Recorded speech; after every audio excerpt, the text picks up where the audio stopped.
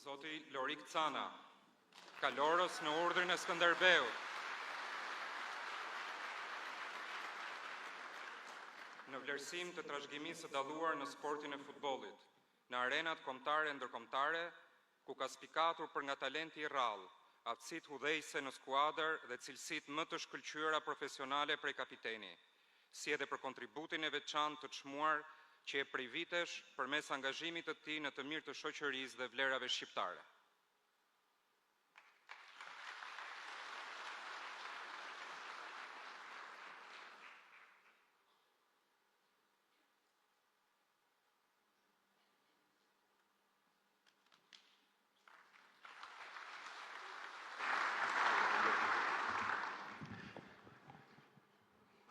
Përshëndetje të gjithëve. I nderuar zoti President e Republikës, nderuar zoti Kryeministër i Shqipërisë, bashkombas, miq të botës tonë shqiptare, zonja dhe zotëri. Gjithmonë kur jemi këtu pranë një paneli ku kemi njerëz tonë të mbledhur, njerëz të cilët kanë spikatur, kanë dhënë një kontribut të jashtëzakonshëm për neve, pavarësisht që kemi luajtur edhe me stadiume plota me qindra, mija, miliona njerëz duke na parë, mbetet gjithmonë diçka e veçantë. Më e veçantë akoma mbetet kur ka të bëj për një urdhër dhe mirënjohje, dhe sigurisht kur kemi pas një rrugtim duke pasur një mirënjohje dhe një, le të themi, një vlerësim, ajo mbetet një krenari e jashtëzakonshme. Unë sot nuk po e pranoj vetëm në emrin tim,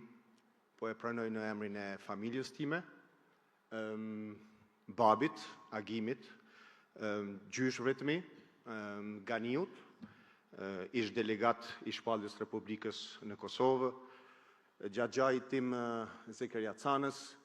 duke shkuar e më tutje deri tek gjithë ky brum i cili na ka frymëzuar, edhe vërtet rrugtimi im në ato kohët e ne shqiptarët e Kosovës na ka quar në kohët e Jugosllavisë, në kohët e vështira, kemi emigruar, dhe duke u rikthyer në këtë samitin e diasporës si një djalë shqiptar i Kosovës i emigruar, dhe me pasionin e tij dhe me artin e tij, me dashurinë e tij, jo vetëm jemi munduar të bëjmë mirë për familjarët tonë, po jemi munduar pastaj të ngritim sa më shumë nderin dhe emrin e shqiptarëve anë mbajnë, dhe kjo ka qenë, besoj, krenaria më e madhe që unë kam përjetuar dhe familjarët e mi.